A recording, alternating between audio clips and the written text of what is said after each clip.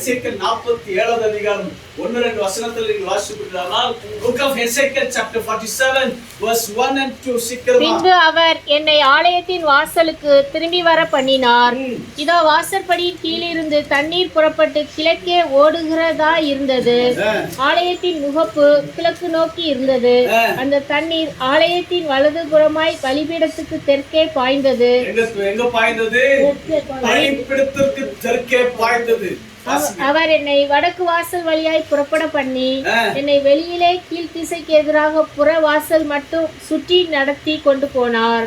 அங்கே தண்ணீர் வலதுபுறத்தில் இருந்து பாய்கிறதா இருந்தது. இந்த புருஷன் தன் கையில் நூலை பிடித்து கொண்டு கிழக்கே புறப்படுகையில் 1000 முழம் அளந்து என்னை தண்ணீரை கடக்க பண்ணினார். தண்ணீர் கணுக்கால் அளவா இருந்தது. பின்னும் அவர் 1000 முழம் அளந்து என்னை தண்ணீரை கடக்க பண்ணினார். அங்கே தண்ணீர் முழங்கால் அளவா இருந்தது. பின்னும் அவர் 1000 முழம் அளந்து என்னை கடக்க பண்ணினார். அங்கே தண்ணீர் இடுப்பளவாய் இருந்தது. பின்னும் அவர் 1000 முழம் அளந்தார். அங்கே அது நான் கடக்க கூடாத நதியாய் இருந்தது. தண்ணீர் நீச்சல் ஆழமும் கடக்க முடியாத நதியுமாய் இருந்தது. அவர் என்னை நோக்கி, மனுபுத்திரனே, இதை கண்டாயா என்று சொல்லி என்னை நதியோரமாய் திரும்ப நடத்தி கொண்டு போனார். நான் நடந்து வருகையில் இதோ நதியோரத்தில் இக்கரையிலும் அக்கறையிலும் வெகு திரளான விருட்சங்கள் இருந்தது. அவர் என்னை நோக்கி, இந்த தண்ணீர் கிழக்கு தேசத்துக்கு புறப்பட்டு போய் வனாந்திர வழியாய் ஓடி கடலிலே விழும். இது கடலில் பாய்ந்து விழுந்த பின்பு அதன் தண்ணீர் ஆரோக்கியமாகும்.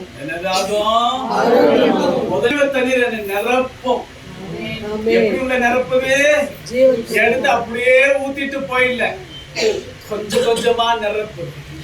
இதுதான் அபிஷேகத்தின் வல்லமை. தேவனுடைய அபிஷேகத்தின் வல்லமை வந்துட்டா உங்களை முழுக்க நீத செய்யும். என்ன செய்யும்? கர்த்தருடைய வல்லமையில நீத செய்யும். ஏன் தெரியுமா? உங்களை அரைக்குறையா அனுப்புறதுக்கு தேவனுக்கு விருப்பப்படல. தேவன் உங்களை சுகப்படுத்தி, அல்லேலூயா, தேவன் உங்களை ஆரோக்கியத்தை கொடுத்து, தேவன் உங்களுக்கு ஆசீர்வாதத்தை கொடுத்து, தேவன் உங்கள் பாவங்களை மன்னித்து இங்க இருந்து அனுப்ப விரும்புகிறார். அல்லேலூயா சொல்லுங்க. தண்ணீர் சாதாரணமான தண்ணீர் அல்ல.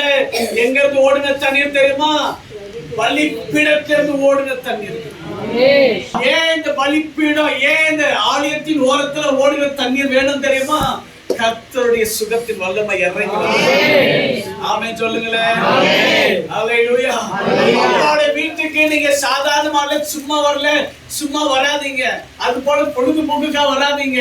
நீங்க வரணும்னா சொல்லுங்க, ஆண்டவரே, நான் அப்பாவோட வீட்டுக்கு உங்க வீட்டுக்கு வரேன். அந்த ஜீவ தண்ணீர் எனக்கு வரட்டும். அந்த ஜீவ தண்ணீரால என்ன முழுக்கி எடும் ஆண்டவரே. அல்லேலூயா. சும்மா என்ன நினைச்சு அனுப்பாத, காலை நினைச்சு அனுப்பாத, முழங்கால் நினைச்சு அனுப்பாத. இடுப்பழும் போதாது. அல்லேலூயா. எனக்கு தோள்பட்டாலே வேண்டாம் சாமி, என்னை முழுக்க நனைய செய்வதாக, செய்வதாக. அப்பொழுது ஒரு ஆரோக்கியத்தை பெற்றுக்கொள்ளுவேன். நீங்க சில நேரத்துல வந்துட்டு கொஞ்சம் என்ன தொட்டா போதும், அதுக்காக வராதீங்க. அதுக்கு வீட்டிலேயே இருந்துடுங்க. எப்படியே? அல்லேலூயா. நீங்க என்ன பண்றீங்க? வீட்டிலே இருந்தது நல்லது. இங்க வந்துட்டு நேரம் வேஸ்ட். அப்பாவோட வீட்டுக்கு போனா நான் ஆஸ்பத்திரிக்கு போறது தடுக்கும். நான் இந்த க்ரூஸ் கிட்ட கேட்டு மாத்திரை மருந்து வாங்குறது தடுக்கும். ஆமென் சொல்லுங்களேன். அப்பாவோட வீட்டுக்கு போனா ஒரு முழு விடுதலை கிடைக்கும், சுகம் கிடைக்கும், ஆரோக்கியம் கிடைக்கும் சொல்லி நீங்க வர்றீங்க. அல்லேலூயா. அப்பாவோட வீட்டுக்கு வர்றது எவ்வளவு ஆரோக்கியம் பாருங்க. அப்பாவோட வீட்டுக்கு நீங்க ஆர்வமா வந்தீங்கன்னா, ஆசீர்வாதமா நீங்கள் வருவீங்களானால் கர்த்தருடைய வல்லமை இறங்கும். ஜீவ தண்ணீர் உங்களுக்குள்ளாக பாயும், நிரப்பும். ஆமென் சொல்லுங்களேன். வெளிப்படுத்தின விசேஷம் 22வது அதிகாரம் முதல் 1-2 வசனத்தை வாசிங்க. Book of Revelation chapter 22. Amen. Hallelujah. 1 and 2.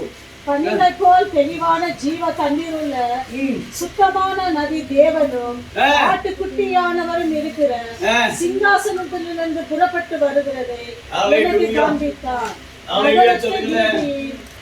மத்தியிலும் நதியின் இருக்கையிலும் 12 விதமான கனிகளை தரும் ஜீவ விருட்சம் இருந்தது. போதுமா? ஆமென். அல்லேலூயா. இது எங்க இருந்து வருதா? கர்த்தருடைய ஜீவ தண்ணீர் எங்க வருதா? எங்க வருது? சத்தமா சொல்லுங்க பாப்போம். எங்க வருது? சிங்காசனத்திலிருந்து வருது. அல்லேலூயா. சாதாரண இடத்துல இருந்து நமக்கு கர்த்தருடைய ஜீவ தண்ணீர் வரல, நமக்கு ஜீவனை கொடுக்கிற அந்த ஜீவன் நமக்கு எங்க வந்ததுன்னா அல்லேலூயா கர்த்தர் இடத்துல வந்தது. ஆமென். நாம இன்னைக்கு ஜீவனோடு கூட இருக்க பாருங்க, நம்ம உயிரோடு கூட இருக்க பாருங்க, பெலனோடு கூட இருக்க பாருங்க. அல்லேலூயா. You are not by accident. ஏதோ ஒரு ஆக்சிடென்ட் ஆயிட்டு கொண்டு வந்து இங்க விட்டுல. ஆமென். You are not by accident. You are by purpose. உங்களை தேவன் திட்டம் தெளிவா உங்களை தான் நான் சந்திப்பேன், உங்களை பேர் சொல்லி நான் அழைத்து இருக்கிறேன், நீங்க தான் வேணும்னு சொல்லி உங்களை கொண்டு வந்து இங்க உட்கார வச்சிருக்காரு. Why? God loves you. Amen. God loves you. God does not hate you. God loves you. அதனால தான் அவருடைய purpose உங்க மேல இருந்தனால, அவருடைய கிருபை உங்க மேல இருந்தனால உங்களை பிடிச்சது தரதரையா அவன் இழுத்து வந்து கொண்டு வந்து வை இங்க உட்காரு. I want to bless you. Amen. கொஞ்சம் சத்தமா ஆமென். ஹalleluya. நீங்க எப்படியே இருந்து நம்மளே எப்படியே இருந்து ஹalleluya. அதாவது எப்படி இருந்தாலும் எனக்கு பேச வராது. ஆமென். நீங்க 89 88 எல்லாம் பாத்தீங்கன்னா பேச்சே வராது. ஹalleluya. ஆமென். இன்னைக்கு நான் பேசுறேன்னா நீ எனக்கு வேணும், நீ தான் வரணும்னு சொல்லி இழுத்துட்டு வந்து விட்டுட்டா தேவன் ஏன் தெரியுமா கொண்டு வந்தாரு? மத்த கதைங்க இல்ல, கர்த்தருடைய வார்த்தை பேசுறீங்க. ஹalleluya.